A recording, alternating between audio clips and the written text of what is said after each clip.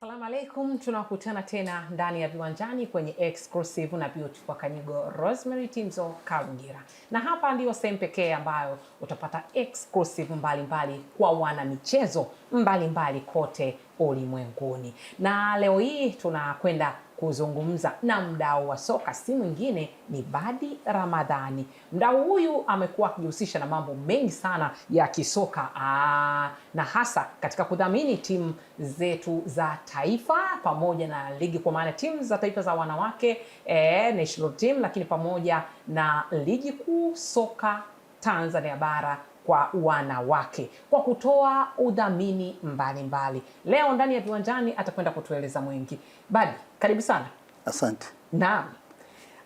Badi, kwa mtu asiyekufahamu, ilikuwaje kwanza ukavutiwa na kudhamini kwenye upande wa wanawake? Maana wengi wanapakimbia, sijui na ni kwa nini wengi hawawekezi. Kwa nini wewe ukavutiwa kuja huku kwetu?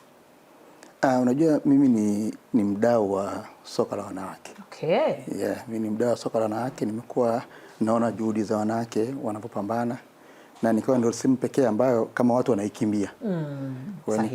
Kwa nikaona hiyo sehemu ambayo watu wanaikimbia hapo ina fursa. Mimi ndio nikaona niwekeze huko.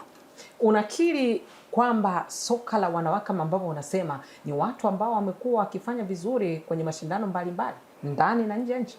Tunaona kabisa, hata vijana sasa hivi kama ni ajira, timu zinafanya vizuri. Tume qualify WAFCON. Kwa hiyo ni fursa kubwa na timu zinafanya vizuri sana. Ni nini hasa kwa upande wako ambacho uliona hii ndiyo fursa? Kikubwa ni zile juhudi binafsi za wachezaji na wadau wanakaa nao mbali. Kwa hiyo zile juhudi binafsi kanivutia kwa kwamba no, hapa kuna fursa. Ni nini hasa ambapo umekuwa ukifadhili kwa faida ya mtazamaji, mtu ajue? Mimi kampuni yangu imekuwa inatoa mchezaji bora wa mwezi, kocha bora wa mwezi, na pia na provide taulo za kike kwa timu zote zinazoshiriki ligi kuu ya wanawake. Okay.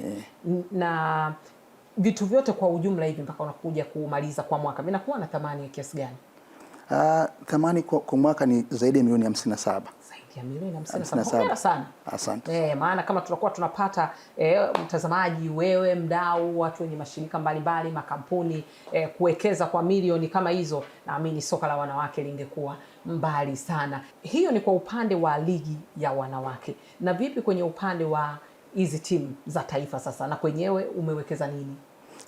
Timu za taifa nimekuwa mdau zaidi ya miaka 5 ambayo natoa taulo za kike.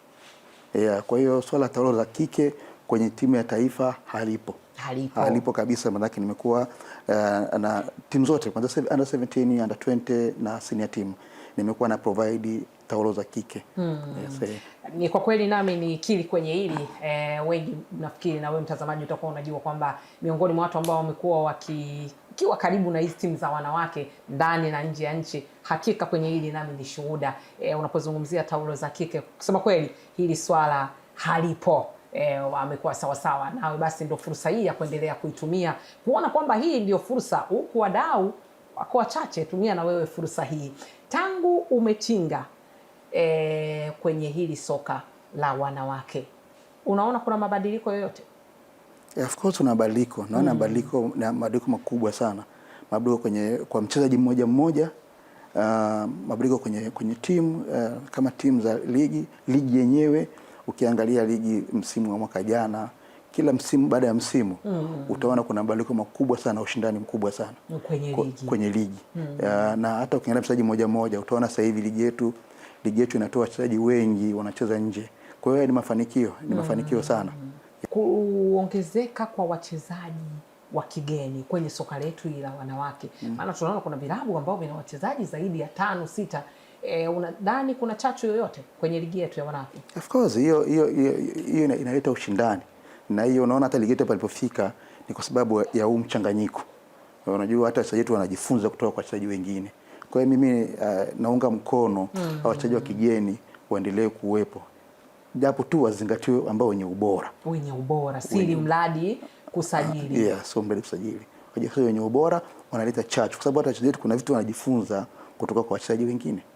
Ubora huo ni upi kwa upande wako, kama mtu anataka kujua kwamba ubora wewe ambao unautamani kwamba mtu amesajiliwa amekuja kwenye soka letu, ni upi ambao unautazama kwako? Mimi nafikiri TFF wana taratibu zao, lakini mimi nafikiri tungechukua wachezaji ambao tayari anacheza timu yake ya taifa. Nafikiri hiyo moja ni kigezo kikubwa kama mtu taifa lake linamwamini anacheza. Sawa, basi hapa ligi tunaanza kucheza. Unadhani tangu umeingia kwa muda wa miaka 5 umefikia malengo yako? Malengo nayo nimefikia kwa sababu malengo makubwa ni kusupport. Malengo makubwa ni kusupport. Kwa hiyo kama unasupport kitu unaona kinakuwa, automatically inakuwa malengo yamefikia. Kwa hiyo mimi naona malengo yamefikia kwa sababu tumesupport mabinti na tunaona sasa hivi wako Ulaya. Kwa hiyo mimi naona kwa kiasi fulani malengo yangu. Unajivunia kwamba ni umoja wa mchango wako? Najivunia sana. Kwa mfano mabinti wetu ambao wanacheza Ulaya, wengi ukifuatilia wameshakuwa wachezaji bora na wameshapata zawadi zangu. Okay. Nimeona ambao wamepitia umo kwako. Nimeongea ambao wamepita wengi ambao wanacheza Ulaya sasa hivi. Kwa mfano tupe wataji hata na wao waone kwamba labda nani hata wawili hivi. Kwa mfano Clement Wolper amekuwa mchezaji bora wa mwezi mara 2 mfululizo na amechukua zawadi zangu mara 2 mfululizo. Tuna Stumai amekuwa mchezaji bora, amekuwa mchezaji bora. Kwa hiyo ni wengi wamekuwa wanajua mchango wangu na ambao wamefaidi mchango wangu wa mchezaji bora wa mwezi. Anapata shilingi ngapi mchezaji bora wa mwezi? Mchezaji bora wa mwezi anapata 500,000 na katoni 3 za pedi. Wow. Kwa maana tunasema katoni 3 zile zitamsupport yeye kutumia hata kwa mwaka mzima, atakuwa na tatizo, na ile 500,000 anapata kwa ajili ya kujikimu na kumuongezea chachu. Vipi kwa upande wa makocha? Kocha bora wa mwezi? Kocha bora wa mwezi tunatoa 500,000 pia. Ndio. Tunatoa 500,000 na vivyo tunampa zawadi ya pedi katoni 3. Kwa sababu haijalishi hata kama ni wa kiume, ana watoto, ana mke. Na pia wale wachezaji wake na watoto wake. Wachezaji wake kama anaweza nao kwa hiyo akatoa zawadi kwa vijana wake. Yes. Kwa hiyo utaratibu ni ule unapata 500,000 lakini unapata na trophy vile vile. Kwa hiyo tunatoa 500,000, tunatoa katoni za pedi na tunampa na trophy ile ya mchezaji bora wa mwezi. Ndio. Unafikiria chochote cha kuweza kuendelea kuboresha au kuja na kitu kingine cha tofauti, labda kuona leo hii kuna udhamini mkubwa kutoka kwenye kampuni yako inaitwaje? Inaitwa Rani Investment. Rani Investment ikiwa hapa labda kifuani kwenye jezi zao au kwenye bega au pengine nyuma mgongoni. Of course ndo mpango upo na tunajaribu kuangalia kama msimu huu itawezekana tutakaa kwenye timu zetu za ligi, tutakaa hasa mgongoni, basi itakuwa ubavuni, lakini wadau wategemee kutuona kwenye baadhi ya jezi, kwa sababu sasa hivi tuko kwenye viwanja mbalimbali, wataona matangazo yetu na nini. Kwa hiyo soon tutegemea msimu huu tutakuwa kwenye jezi. Msimu huu. Yes. Hongera sana, umepiga hatua Asante. Umenogewa.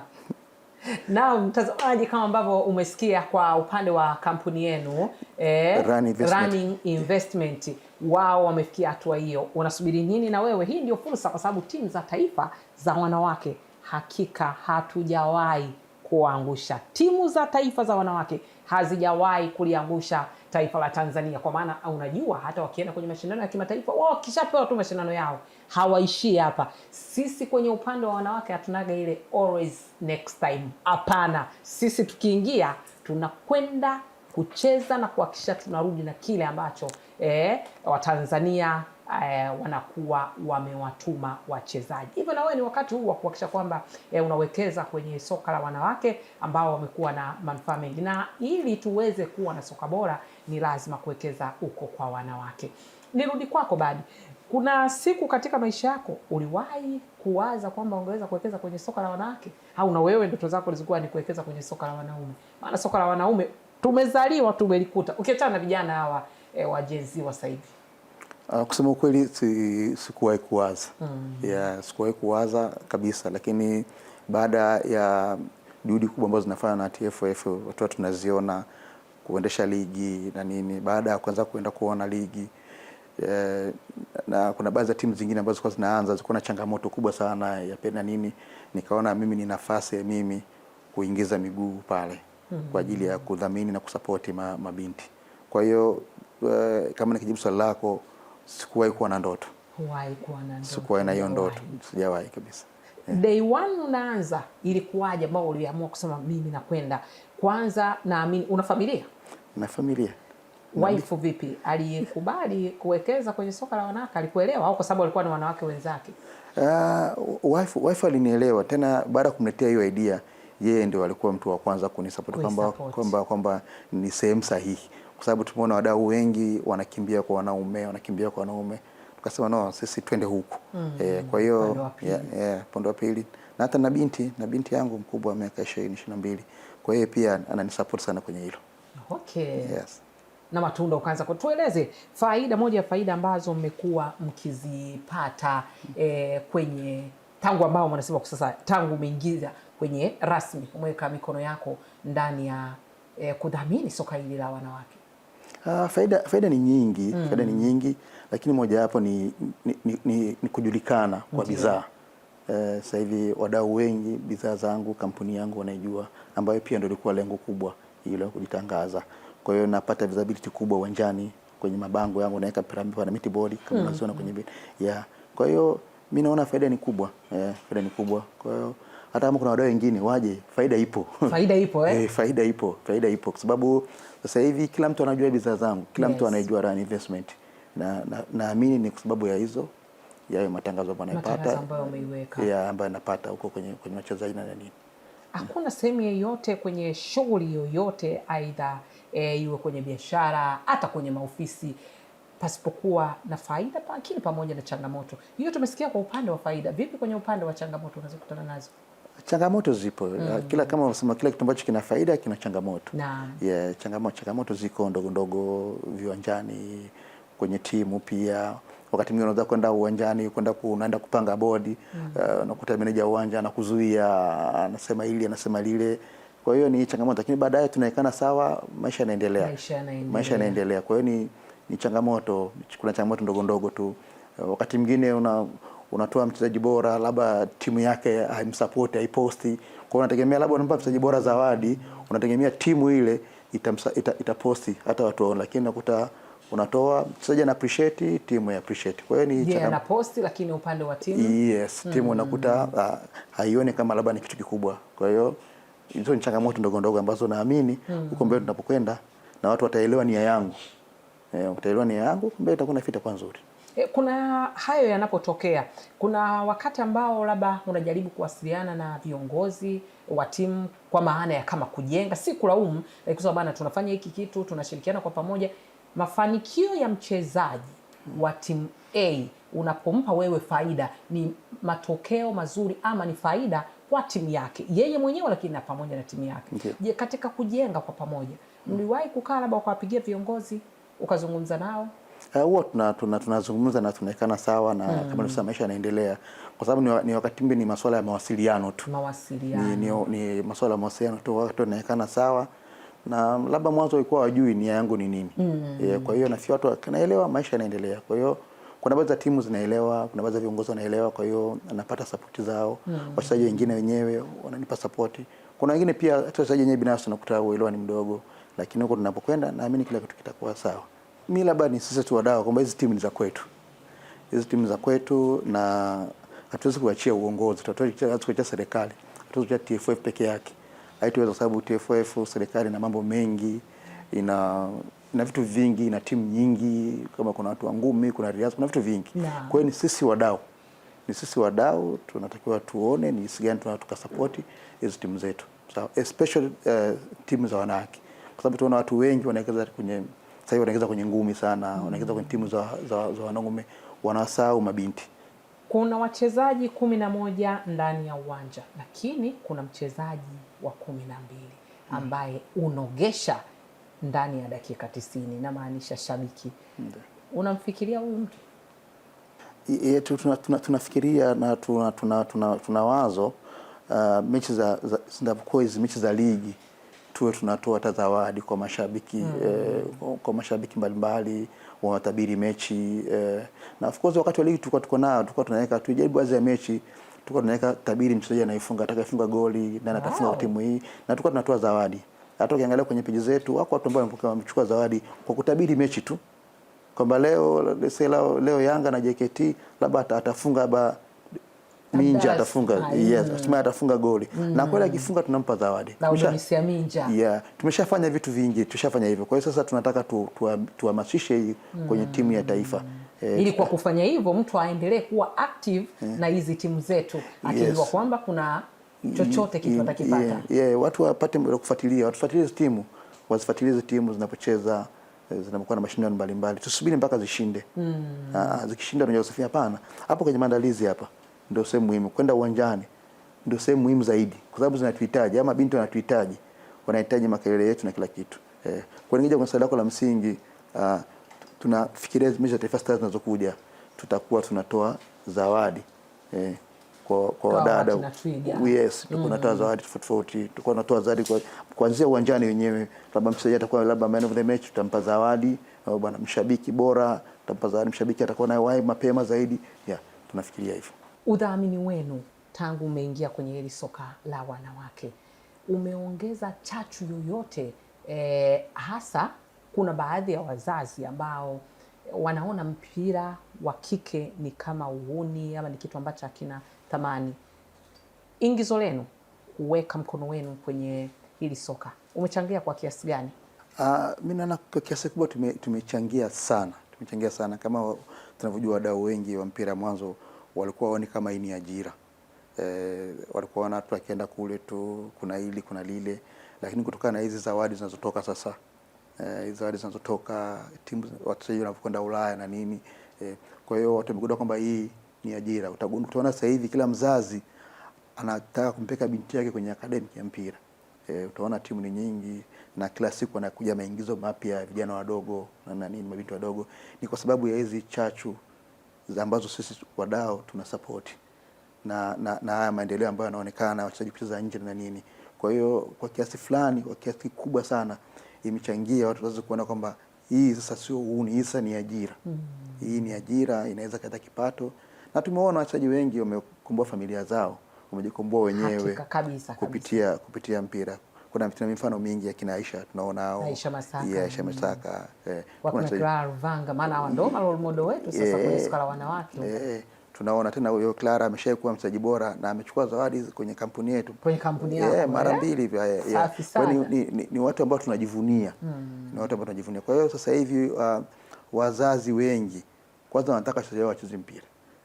Mimi naona kiasi fulani nimeweka chachu, tumeongeza chachu. Kuna wachezaji ambao wamekufuata individual kwa kuona kwamba wewe tayari umeshakuwa ni pati yao ama ni pati ya soka la wanawake. Mtu anakuja binafsi kutaka msaada wote wa kumshika ili aweze kutimiza ndoto zake. Kwa sababu mfano kuna wengine anacheza mpira, anasoma, lakini wakati anaenda kucheza mpira vitu vyote hivyo umemtimizia, lakini labda pengine amekwama ada au alikwama kiatu, vitu kama hivyo. Kuna mtu aliwahi kufuata au wachezaji waliwahi kufuata? Mimi kwa wachezaji moja nimekuwa na support sana. Siwezi kuwataja kwa sababu ni wengi. Of course. Lakini hata kwa mchezaji binafsi nimeshakuwa na wachezaji wa ligi ambao nimewapa balozi kwenye bidhaa zangu. Nimeshakuwa na Fatuma Isa, alikuwa balozi wa bidhaa zangu. Fatuma Isa Densa. Tumeshakuwa na Irene Kisisa, alikuwa balozi wa bidhaa zangu. Tumeshakuwa na Potasia Mbunda, alikuwa balozi. Alikuwa balozi.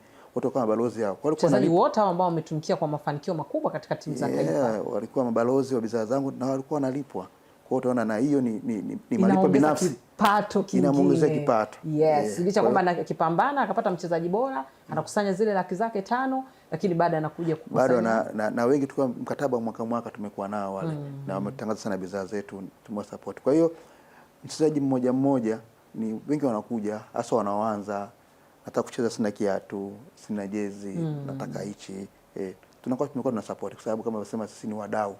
Sisi ni wadau wa mpira, kwa hiyo tumekuwa tunafanya vitu kwa na wengine hata watoto wa mtaani, mabinti tu. Nataka kucheza mimi lakini mimi sina kiatu. Nataka kucheza mimi simjui mwalimu Lema, naomba nipeleke niangalie. Kwa hiyo tumekuwa tuna support. Anaita Mourinho.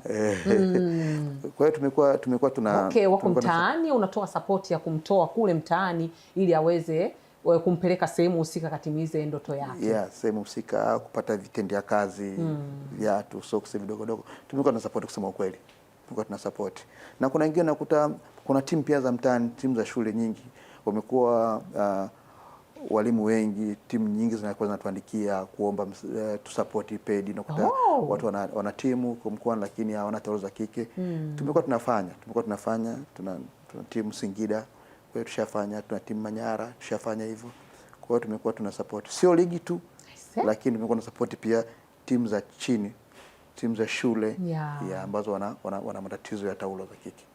Hongereni sana, ni watu ambao wamekuwa wakijitokeza, si wanasema ukitoa mkono wa kushoto mkono wa kulia haujui. Kwa hiyo unaweza ukajua kwamba kumbe kuna wadau ambao wanaendelea kutoa msaada kama una wewe. Nafikiri hii ndio fursa yako. Badi, kwa kuhitimisha, nini neno lako kwa wachezaji wetu sasa hawa ambao wako kwenye ligi na timu za taifa katika kuhakikisha kwamba wanatimiza ndoto zao? Maana kila mtu ndoto yake si kuishia kwenye hivi vilabu vikubwa, ni kutoka kwenda nje na kutafuta maisha bora zaidi, kama ambavyo tunaona ambao tayari wameshatangulia.